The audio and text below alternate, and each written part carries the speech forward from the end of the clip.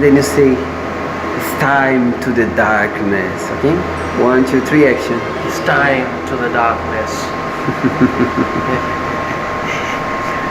Keep your face like this, but just your eyes, you're looking there. And then when you say, action. It's time to the darkness. It's time to the darkness. Look.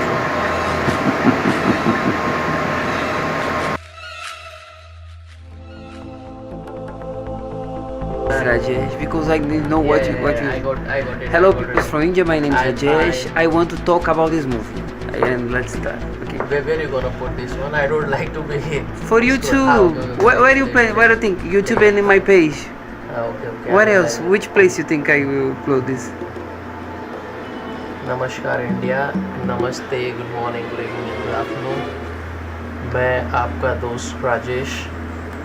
मेरा पर्पस ये वीडियो बनाने का ये है कि हमारी एक मूवी है, मेरी और मेरे कुछ दोस्तों की, जिसका नाम है घोस्टबस्टर्स, और मैं इसमें एक भूत का रोल कर रहा हूँ।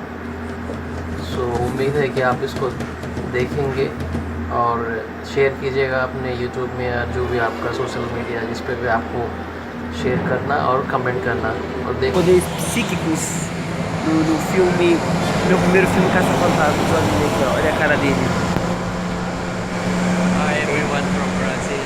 This is Rajesh. Namaste. Namastê. Tem cara de ruim, né, gente?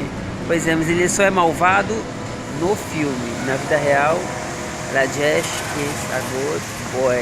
In the reality, in the reality, he's a good boy. Yeah. But in the movie, he's bad one. Bad. Yeah. Why you are so bad?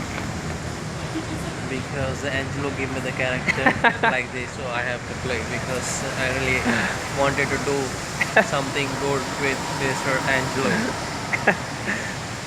Folgado, né? Gente, esse é Rajesh from India, o vilão que te caça fantasmas. Então vocês fiquem ligados que a todo momento a gente vai apresentar novidades aqui com vocês, gente. Os Caça-Fantasmas, o filme. Say goodbye from Brazil, goodbye Brazil. Bye bye, goodbye. Sei lá disso. Assistam Caça Fantasmas. Fantasmas. Vai ser Vai ser um sucesso. sucesso. Sucesso. Obrigado, pessoas Obrigado, pessoas do Brasil. do Brasil. Ok.